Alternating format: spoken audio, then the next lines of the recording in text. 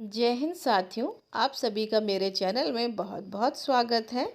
आज मैं आपके सामने जो आदेश शेयर करूंगी वह संबंधित है वेतन समिति की संस्तुतियों पर, जो कि संबंधित है एसीपी यानी कि सुनिश्चित कैरियर प्रोन्नयन पर, यानी कि चयन वेतनमान पर। यह पहला आदेश जो मैं आपको दिखा रही हूँ वह दिनांक 4 मई 2010 का है, जिसके प्रेषक मंजीत सिंह, प्रमुख सचिव वित्त, उत्तर प्रदेश शासन है। विषय है वेतन समिति की संस्तुतियों पर लिए गए निर्णय अनुसार राज्य कर्मचारियों के लिए सुनिश्चित कैरियर प्रोन्नयन यानी एसीपी की व्यवस्था।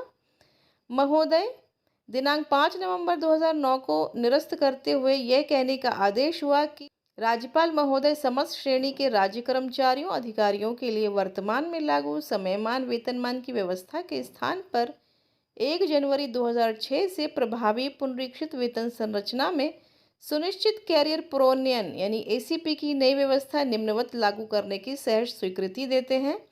सबसे पहला है, उक्त नई व्यवस्था पुनरीक्षित वेतन संरचना में दिनांक 1 दिसंबर 2008 से प्रभावी होगी।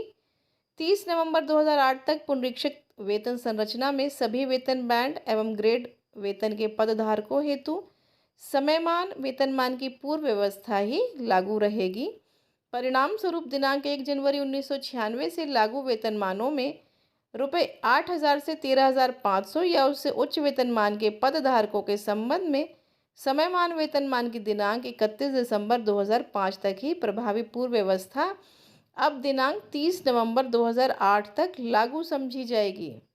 8 दिसंबर 2008 का प्रस्तर 4 इस सीमा तक संशोधित समझा जाए। पहला, एसीपी के अंतर्गत सीधी भर्ती के किसी पद पर प्रथम नियमित नियुक्ति की तिथि से 10 वर्ष, 18 वर्ष व 26 वर्ष की अनवरत संतोषजनक सेवा के आधार पर 3 वित्तीय स्तरोन्नयन निम्न प्रतिबंधों के अधीन अनुमन्य किए जाएंगे। पहला है, प्रथम वित्तीय स्तरोन्नयन सीधी भर्ती के पद के वेतनमान सदृश ग्रेड वेतन में 10 वर्ष की नियमित सेवा निरंतर संतोषजनक रूप से पूर्ण कर लेने पर देय होगी, परंतु किसी पद का वेतनमान ग्रेड वेतन किसी समय बिंदु पर उच्चीकृत होने की स्थिति में वित्तीय स्तरोन्नयन की अनुमन्यता हेतु सेवा अवधि की गणना में पूर्व वेतनमान ग्रेड वेतन तथा उच्चीकृत वेतनमान ग्रेड वेतन में की गई सेवाओं को जोड़कर उच्चीकृत ग्रेड वेतन से अगला ग्रेड वेतन अनुमन्य होगा।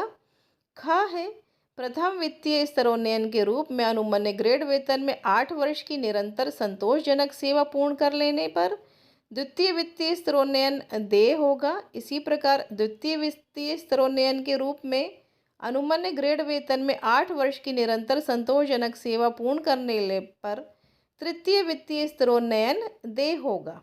यहाँ भी ध्यान दें, परंतु यदि संबंधित कार्मिक को प्रोन्नति प्रथम वित्तीय स्तरोन्नयन के पूर्व अथवा उसके पश्चात प्राप्त हो जाती है तो प्रोन्नति की तिथि से 8 वर्ष की सेवा पूर्ण करने लेने पर ही प्रोन्नति के पद पर अनुमन्य ग्रेड वेतन से अगला ग्रेड वेतन द्वितीय वित्तीय स्तरोन्नयन के रूप में अनुमन्य होगा।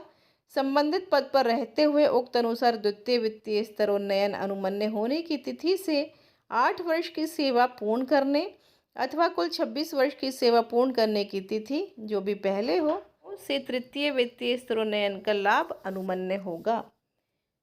किसी पद पर नॉन फंक्शनल वेतनमान ग्रेड वेतन मिलने पर एसीपी की व्यवस्था के अंतर्गत देय लाभों की अनुमन्यता हेतु नॉन फंक्शनल वेतनमान ग्रेड वेतन को स्तरीय उन्नयन माना जाएगा। एसीपी के अंतर्गत अगले लाभ के रूप में नॉन फंक्शनल वेतनमान से अगला ग्रेड वेतन अनुमन्य होगा।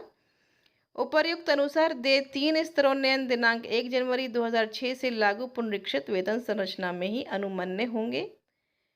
नेक्स्ट है, संतोषजनक सेवा पूर्ण होने के कारण यदि किसी कार्मिक को वित्तीय स्तरोन्नयन विलंब से प्राप्त होता है तो उसका प्रभाव आने वाले अगले वित्तीय स्तरोन्नयन पर भी पड़ेगा, अर्थात अगले वित्तीय स्तरोन्नयन की अनुमन्यता हेतु निर्धारित अवधि की गणना पूर्व वित्तीय स्तरोन्नयन के प्राप्त होने की तिथि से ही की जाएगी।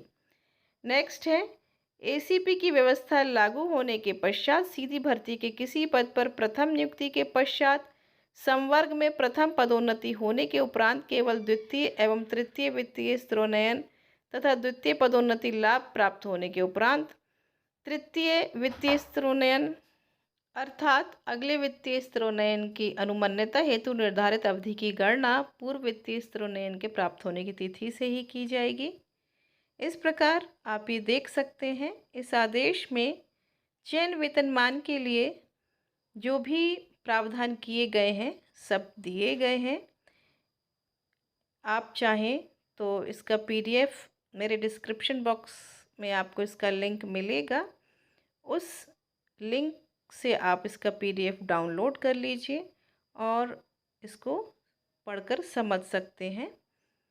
बहुत ही लंबा पीडीएफ है, इस तरह पूरा पढ़ना मुश्किल है।